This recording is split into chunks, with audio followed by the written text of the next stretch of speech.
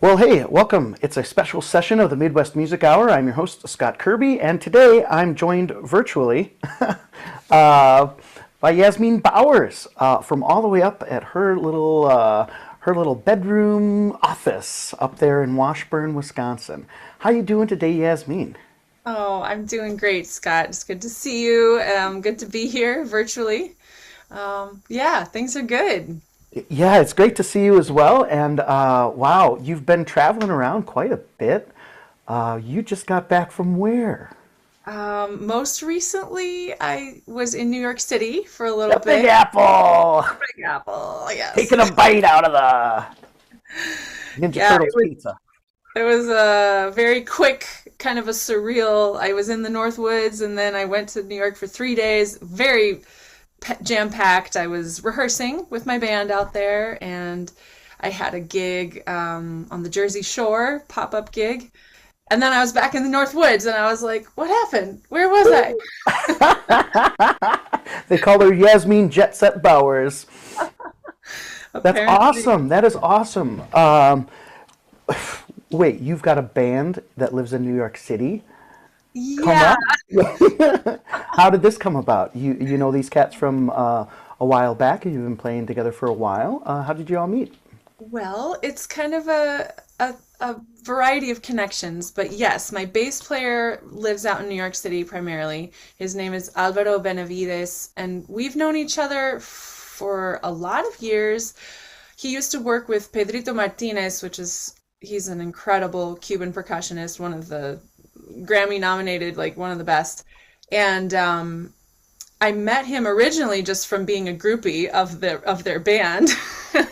I followed them around, and but we became friends over the years and talked a lot about music. And I have known him for probably about 10 years, and I was out visiting earlier last year, and I just said, "Hey, if I put together a tour, would you do it with me?"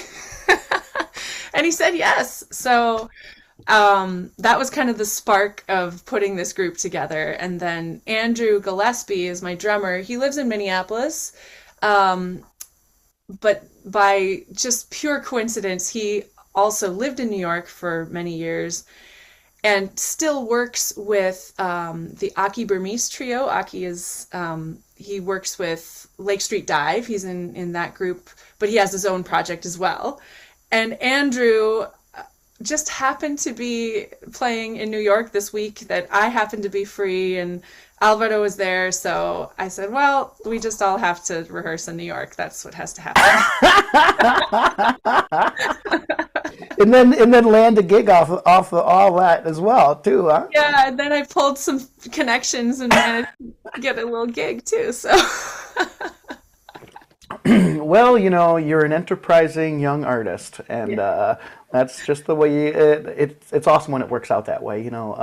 I always hate traveling miles without adding a gig in there somewhere because it feels like, oh gosh, here I am so far from home. I could be maybe sharing some music with people, and it's nice to get that opportunity when you do travel so far. absolutely. Yeah, that was a wonderful little surprise, and it was actually a friend from music school of all things. It's just like as you work and continue to connect with more people, you just never know where in the world they might be, and so that's nice. I agree. Just getting to share what we do wherever we go. Yeah. Incredible. So you you're rehearsing because you're going out on tour. Where are you going to be playing? You've got some gigs coming up in the Midwest with these cats. Yeah, Yes. cool. So the tour is a Midwest tour primarily. We've coming across four states: Wisconsin, Minnesota, Iowa, and Michigan a little bit. So it's a nice Historic little. Ironwood Theater, right? Yes, we Yeah. are playing the historic Ironwood Theater. Cool. We've got a couple stops in the Twin Cities. We're playing Crooners in Minneapolis, as well as a St. Paul outdoor at Summit Overlook Park. We're playing the Park Theater in Hayward, Wisconsin. Ah. Cafe Carp in Fort Atkinson, and then we're gonna go to Dubuque, Iowa, a new venue I've never been to, the Smokestack. But we used to play quite a bit in Dubuque, and I'm excited to go back. So that'll be kind of our farthest reach. And then, of course, up to my hometown, we have to play in Bayfield and on Madeline Island. Ooh, Yep, that's the wow. grand finale. So it's a nice little loop. I'm excited. It'll be good to make some new connections with new audiences, and also, you know, kind of I called this the emergence tour because this is it's kind of re-emerging after the pandemic, after so many changes, personally and collectively, that we've all been through. So it's exciting to come back with a new group and new music. So yeah. Very cool. Yeah, you're also a member of the Blue Canvas Orchestra at Big Top Chautauqua, if people weren't aware, right? So you've got a plethora of musicians up there where you live that you played with and gig around with. You do a solo act as well. Uh, what is the most exciting thing for you about hooking up with your band for a tour like this compared to your other performance situations? Well, I feel so grateful to have come from such a rich area creatively, musically. My dad, Bruce Bowers, was a founding member of the Big Top, and so I grew up in that, and it's such a wonderful place to grow up, surrounded by great music and opportunity. And so now to kind of follow in his footsteps and play there, it's wonderful, and it's my roots, that's what I come from. So I think as an artist, there's always this urge to grow and to build the next thing from wherever it is that you come from. And for me, I had a calling to Cuban music, Latin music, when I was very young. I was about 13 years old. I fell in love with Cuban music, and as you can imagine, there's not a lot of that up in northern Wisconsin. So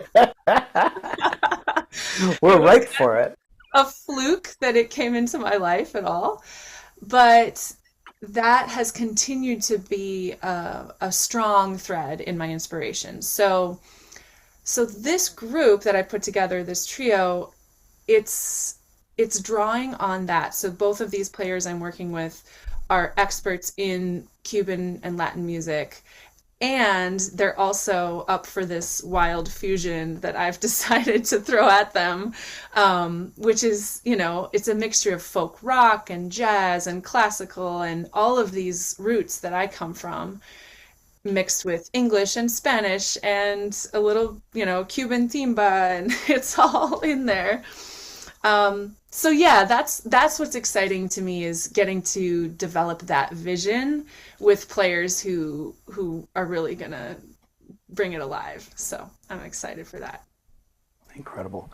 Yeah, so there's a wide variety of music that you've played over the years. Will this tour also be more focused on your original compositions or some classical Cuban composers?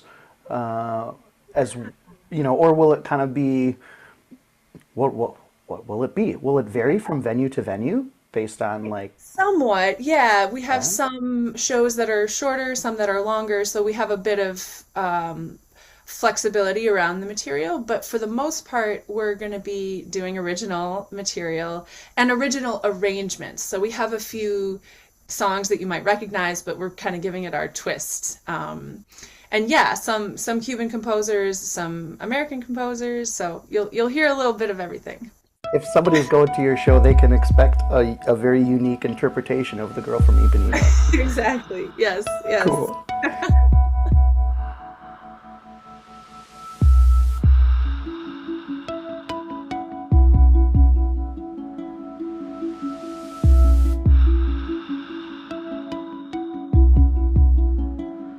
I fell in love with an island and a man, with the sun-soaked days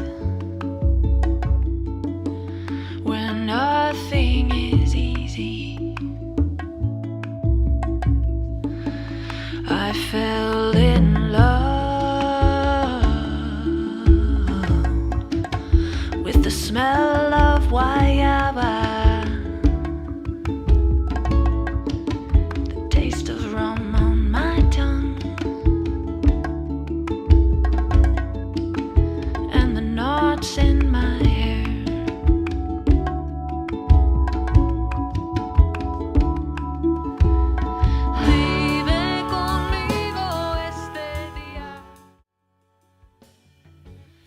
the other video you put out a couple years ago, Honey River, Yeah. that was a really cool concept in a way, like how it starts off in Wisconsin in the winter, and Right. then it like a butterfly coming out of a cocoon, you emerge.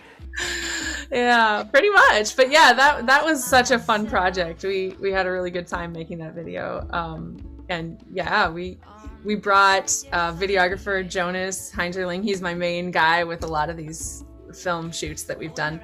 He went to Cuba with us. He was like up for it. I said, "Hey, what do you think if you come along?" And he's like, "Sure." That is And so so, cool. yeah, so we did a whole collaboration with all sorts of artists down in Cuba. Primarily my production team down there, and then with a whole group of dancers that we got together on a roof, and we all did a little choreography. So that was a very fun experience, and it was the song itself reflecting on my personal connection, my love of Cuba, as well as a romantic love that was woven in the story behind the album, The Nautilus.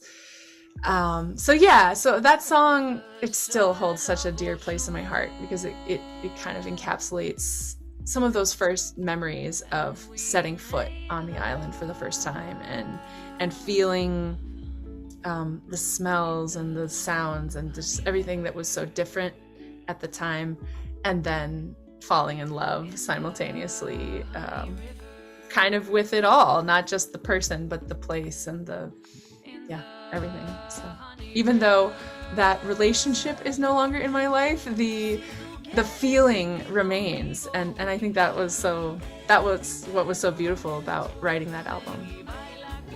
So that's the story behind Honey River. Very cool. Very cool. Dámelo. Dame este momento. En el río miel, tú y yo. Dame este momento. Ay, qué rico este momento. Dame este momento. Ay, qué rico este momento.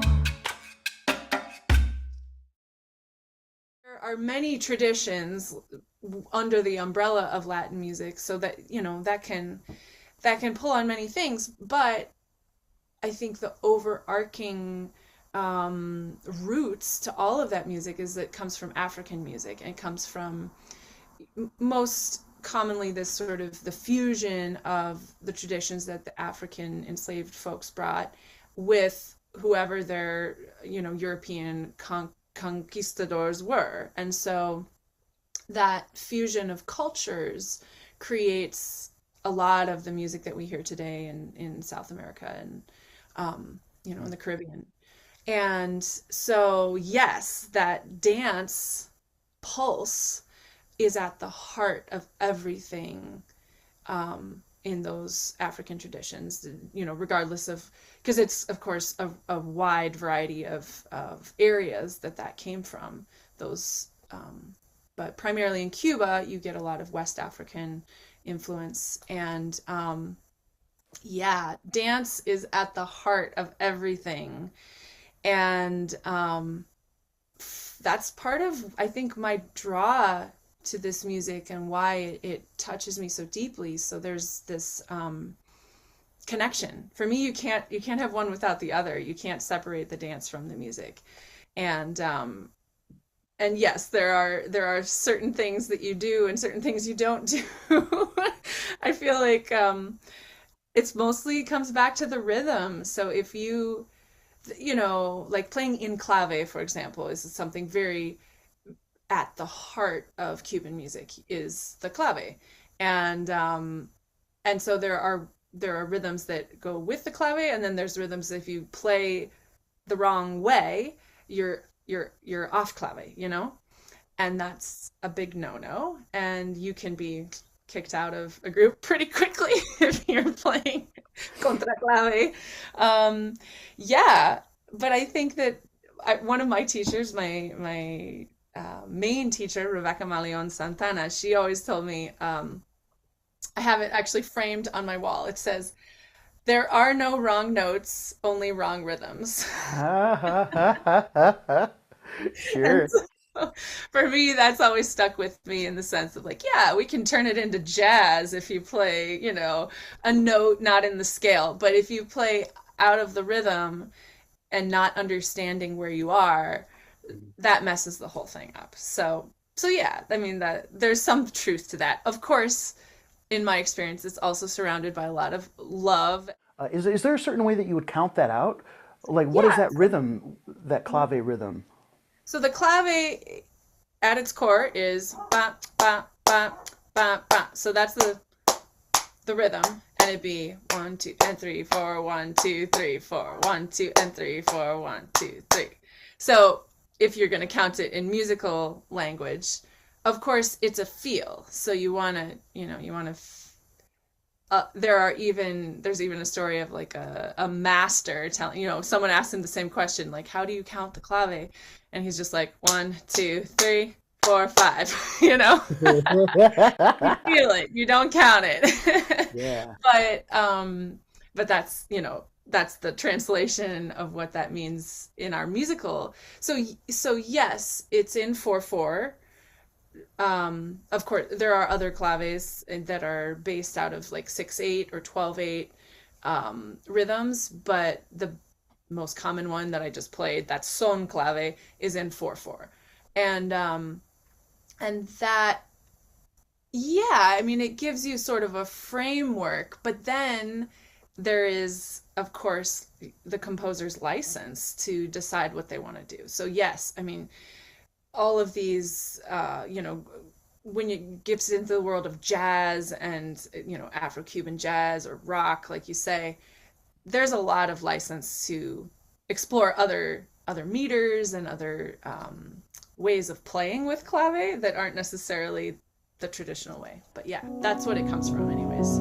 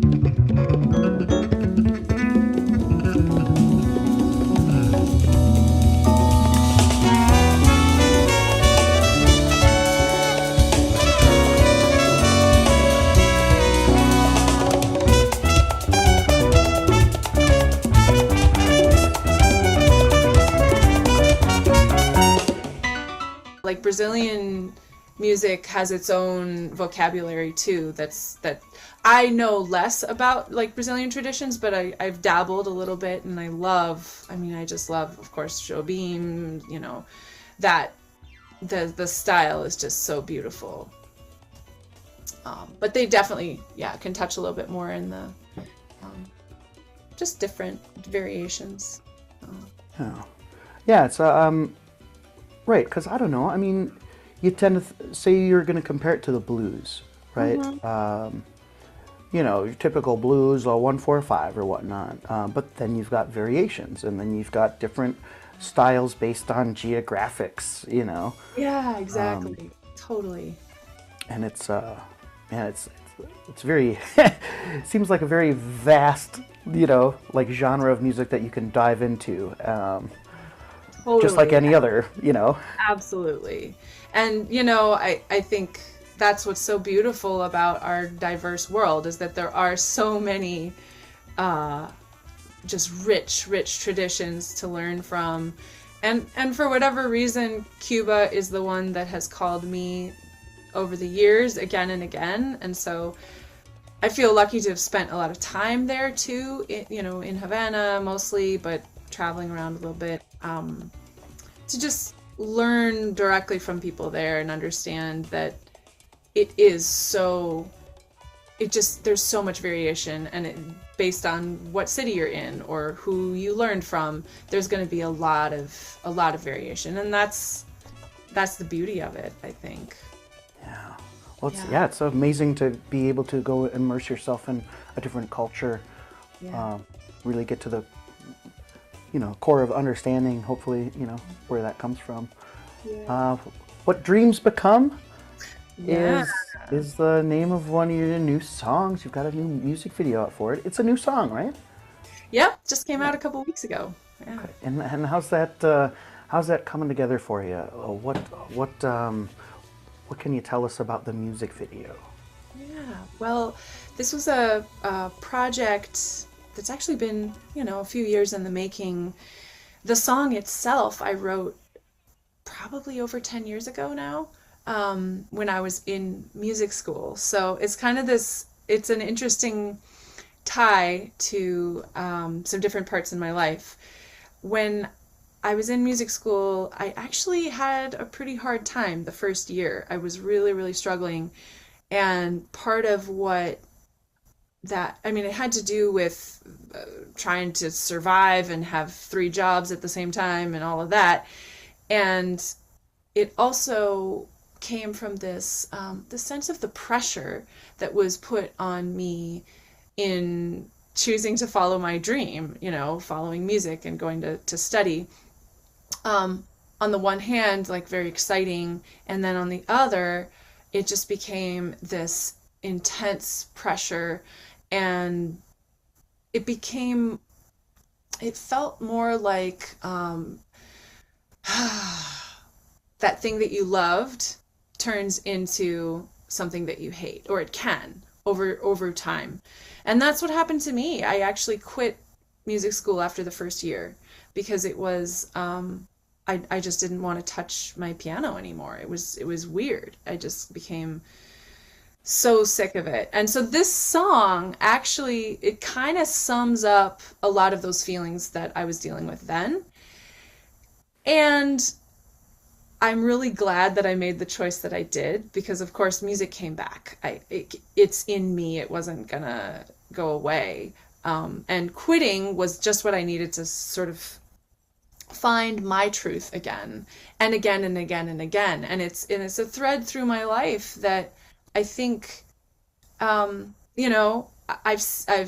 persevered enough to know that on the other side of those challenging feelings, there is more. There is more.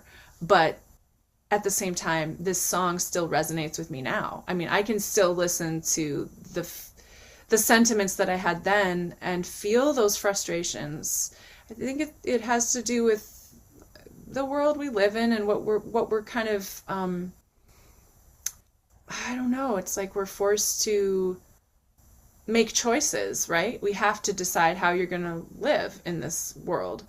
And And if you choose to live a creative life, that is pretty different and has some challenges. And so that's what this is about.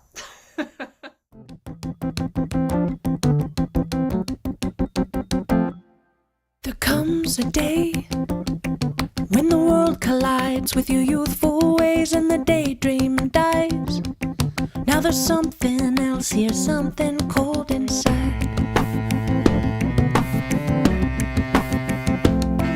And the wise ones say, hold on to your dreams, don't let them get away. But when the devil's just 2 steps behind, it's hard to say.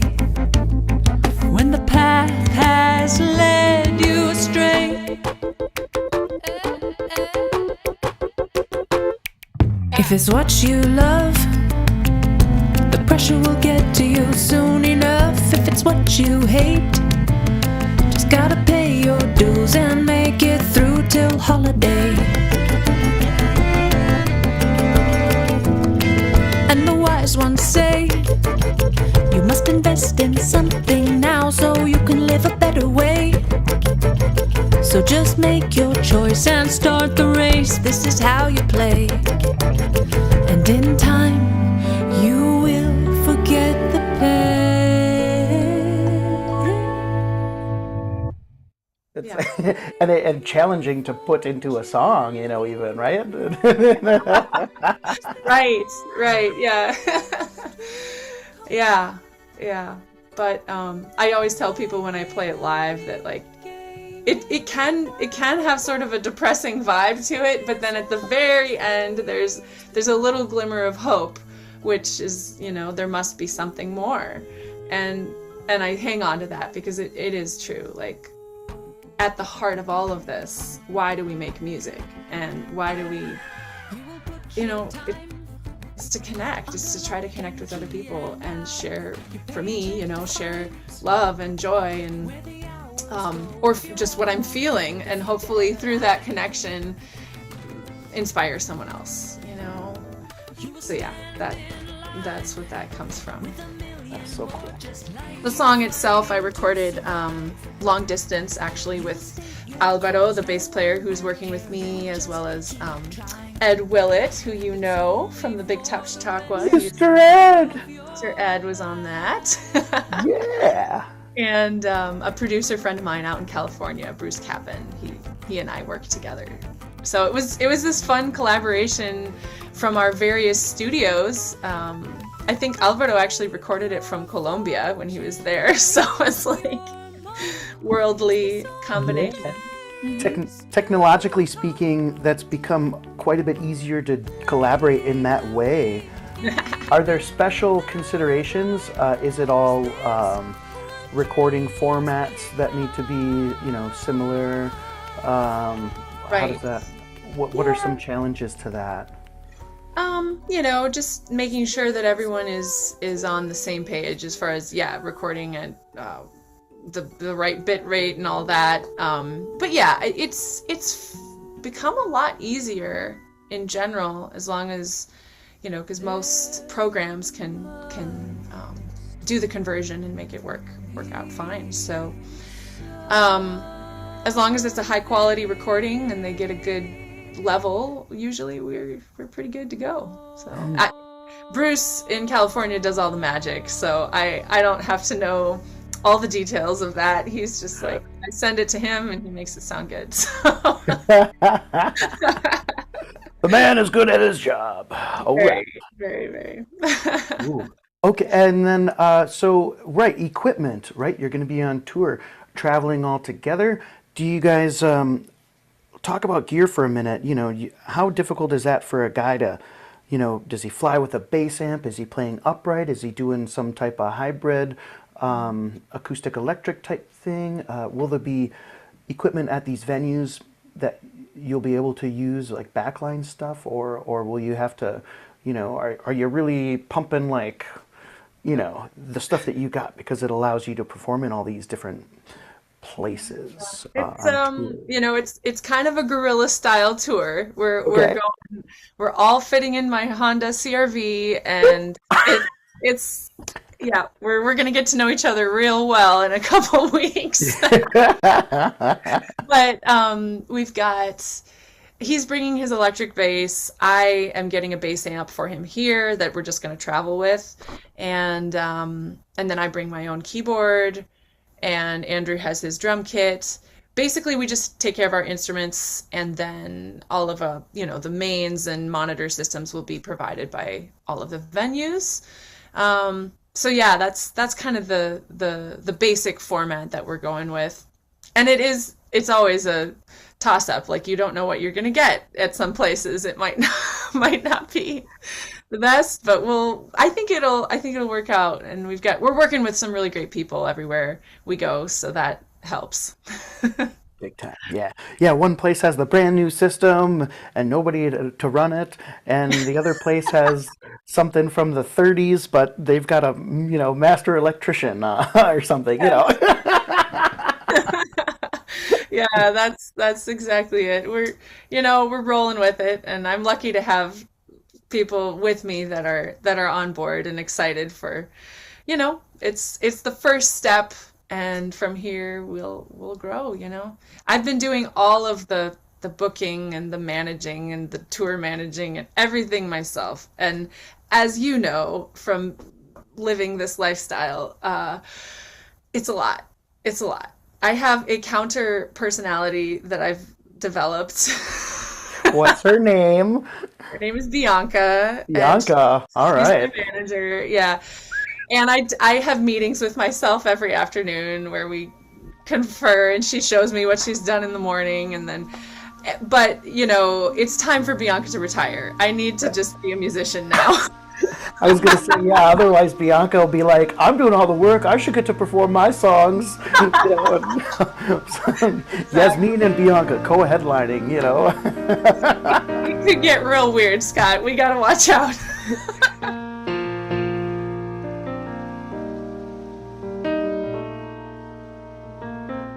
Lay your head down, lay your head. You've been struggling since the sail was set. Those voices wailing to climb aboard. You don't have to give in no more.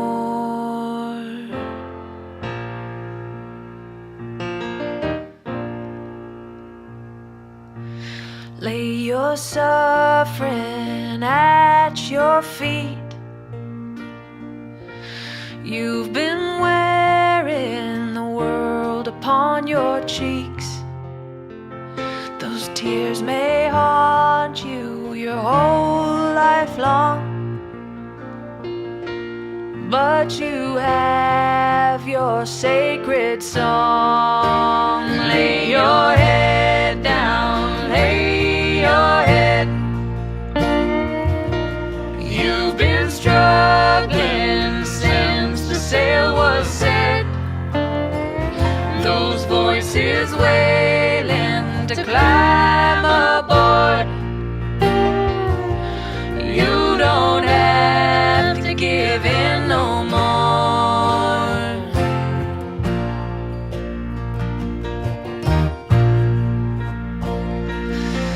Let your eyes rest long and sweet. They've been searching for everything unseen.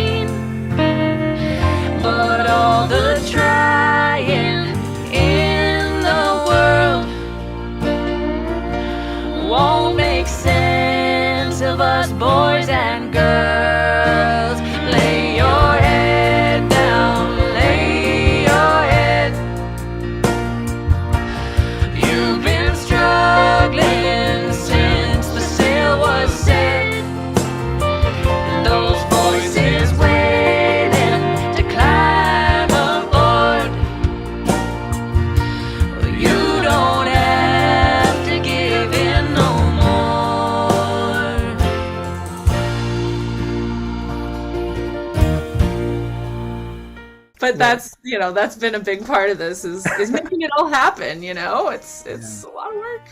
There's so much. Yeah, there's so much. I was just talking to an artist yesterday about this, and he's saying, well, do I become a nag, to follow up on these venue requests, and what's the point of, being annoying but getting it done, and I don't want to be that guy, and like you kind of have to be that guy if you want it. It either happens through that hard work, or they latch on, or you got a connection somehow to the venue. There are all sorts of ways.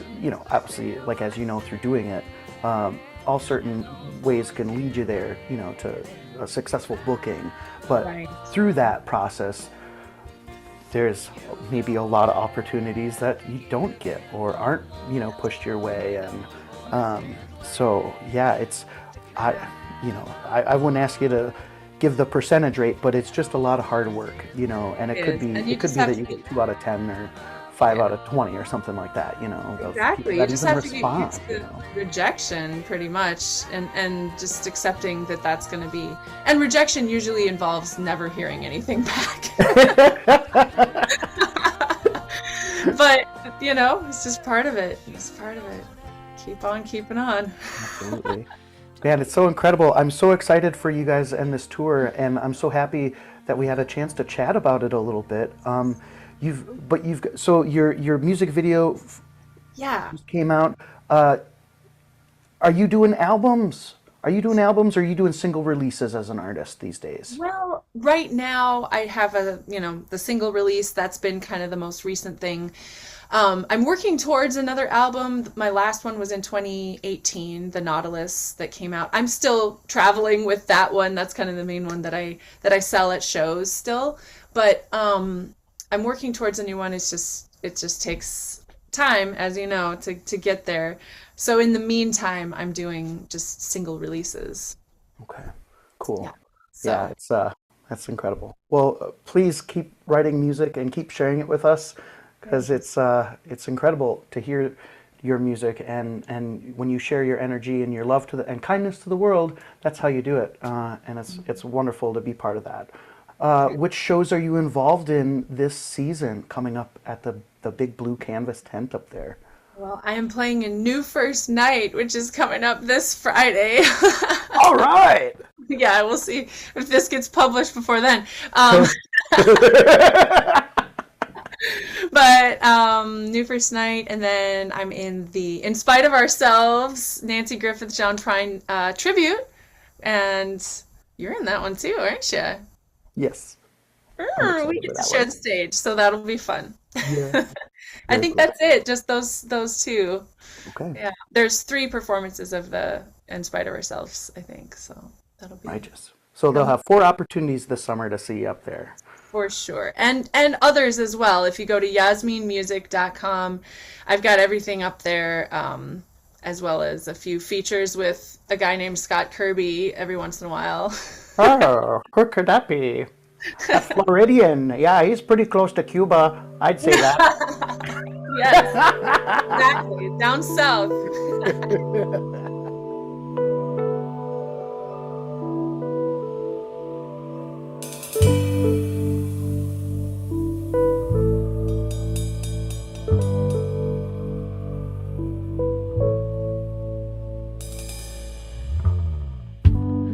When the sun goes down tonight and we're bathing in moonlight,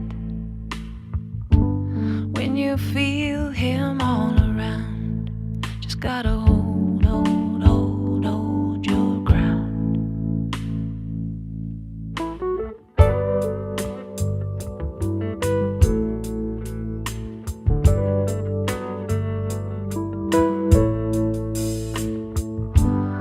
When the fire is burning bright,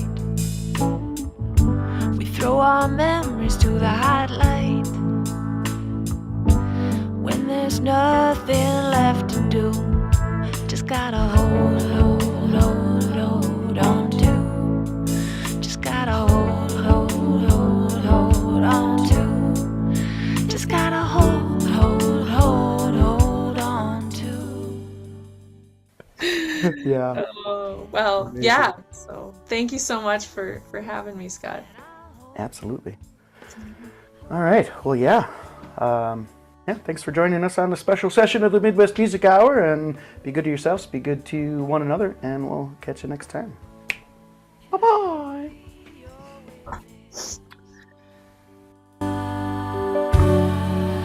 Won't you be my witness too? When the anger's all over you, and you see then in a hot stew, when there's nowhere left to turn, just gotta watch, watch, watch, watch it burn.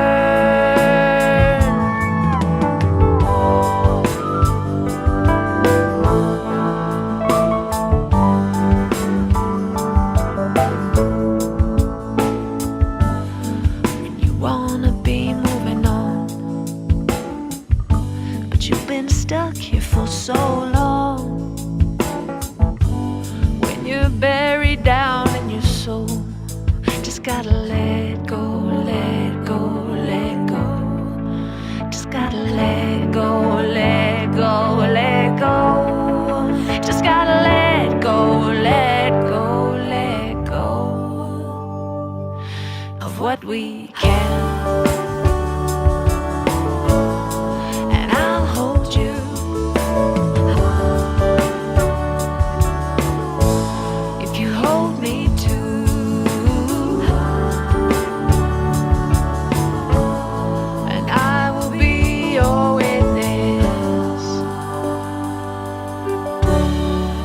Won't you be my witness too? Yes, I will be your witness. If you hold me to, if you will be my witness. Oh, don't we all just want a witness? If you hold me to, yeah, we all just want a witness.